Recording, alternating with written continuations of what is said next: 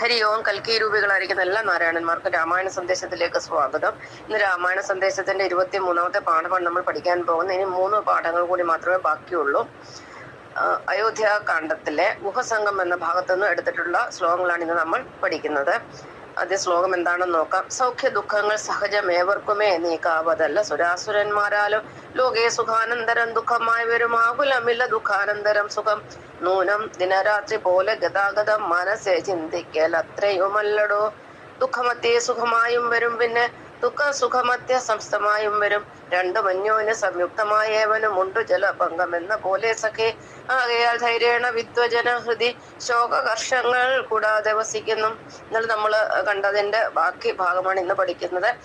നമ്മൾ കണ്ടു ശ്രീരാമചന്ദ്രനും സീതാദേവിയും ഒരു വൃക്ഷത്തിന്റെ ചുവട്ടില് ഇലകളൊക്കെ വിരിച്ച കിടക്കൽ കിടന്നുറങ്ങുന്നത്. ഇത് കണ്ടിട്ട് ഗുഹന് വലിയ സങ്കടമായി.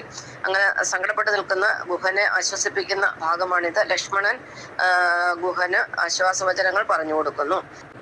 ലക്ഷ്മണൻ ഒരു വലിയ പ്രപഞ്ച സത്യമാണ് ഗുഹനെ പറഞ്ഞ് മനസ്സിലാക്കുന്നത്. ഇതാണ് സൗഖ്യ ദുഃഖങ്ങൾ സഹജം ഏവർക്കുമേ നീക്കാവതല്ല സുരാസുരന്മാരാലും. സുഖദുഃഖങ്ങള് ദേവനായാലും അസുരന്മാരായാലും അവർക്ക് സഹജമാണ്, സ്വാഭാവികമാണ്. ഇത് എല്ലാവർക്കും അനുഭവിച്ച് തീർത്തെങ്കിലേ മതിയാകൂ. ലോകേ സുഖാനന്തരം ദുഃഖമായി വരും ആകുലമില്ല ദുഃഖാനന്തരം സുഖം.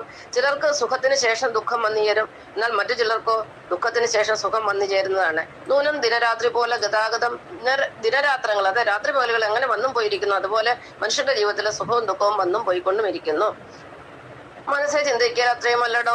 ദുഃഖമധ്യേ സുഖമായും വരും പിന്നെ ദുഃഖ സുഖമധ്യേ സംസ്ഥമായും വരും. എന്നാൽ ഇത് മാത്രമല്ല, ദുഃഖത്തിനിടയിൽ ചിലപ്പോൾ സുഖം വന്നു ചേരും, അതുപോലെ സുഖത്തിനിടയിൽ ദുഃഖവും വന്നു ചേരും. അതിന് ഒരു ഉദാഹരണം പറഞ്ഞു കഴിഞ്ഞാൽ, പാവപ്പെട്ട ഒരു സ്ത്രീ അവരുടെ ഭർത്താവ് പെട്ടെന്ന് മരിച്ചുപോയി വളരെ ദുഃഖത്തിൽ കഴിയുന്നു. എന്നാൽ അവർ വിദ്യാഭ്യാസമുള്ള മകന് പെട്ടെന്ന് വിദേശത്തൊരു ജോലി തരപ്പെടുക, അതിൽ കൂടെ ഉന്നതമായ ഒരു ശമ്പളം വാഗ്ദാനം ചെയ്യപ്പെടുകയും ചെയ്യുമ്പോൾ അവർക്ക് പെട്ടെന്ന് ആ ദുഃഖത്തിനിടയിൽ ഒരു സുഖം കിട്ടുക തന്നെ ചെയ്യും.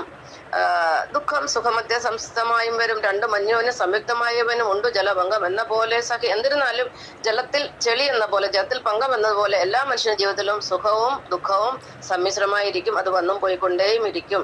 ആകയാൽ ധൈര്യേണ വിദ്വജന ഹൃദി ശോകകർഷങ്ങൾ കൂടാതെ വസിക്കുന്നു.